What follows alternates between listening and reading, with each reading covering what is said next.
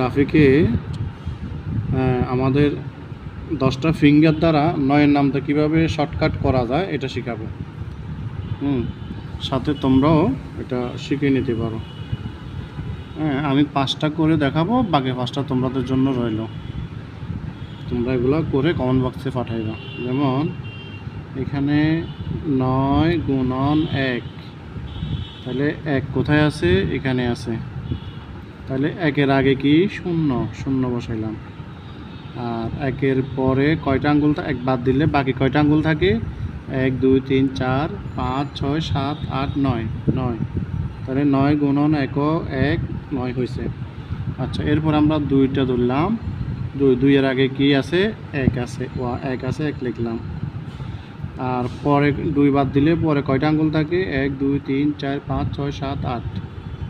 তাহলে 9 গুণন 2 18। এরপরে 3 গুণন 9 গুণন 3। তাহলে আমরা 3-এর মধ্যে আসলে 3-এর আগে কয়টা সংখ্যা? 2টা সংখ্যা, 2 বসাইলাম। তারপরে 3 বাদ দিয়ে বাকি কয়টা আঙ্গুল থাকে? এই পাশেরগুলো 3-এর পরে কয়টা? 1 2 3 4 5 6 7। এরপরে আমরা আসি 4টাতে, 9 গুণন 4। আচ্ছা, 4-এর মধ্যে আসলে 4-এর আগে কয়টা সংখ্যা আছে? 3টা, 1 2 3 বসাইলাম। আর 4-এর পরে কয়টা আছে? 1 2 3 4 5 6। এরপরে আমরা যদি আসি 5-এর মধ্যে 9 গুণন 5। 5-এর আগে কয়টা সংখ্যা? 4টা সংখ্যা। আর 5-এর পরে বাদ দিলে 5-এর পরে কয়টা? এদিকে 1 2 3 4 5 9 45।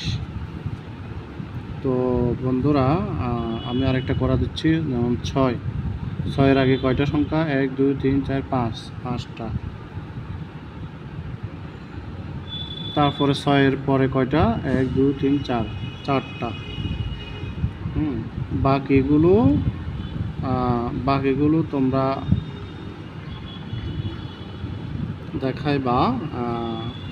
আমি আরেকটা করে দিচ্ছি। যেমন 7-এর আগে কয়টা সংখ্যা? 6টা সংখ্যা। তাহলে 6 বসাইলাম।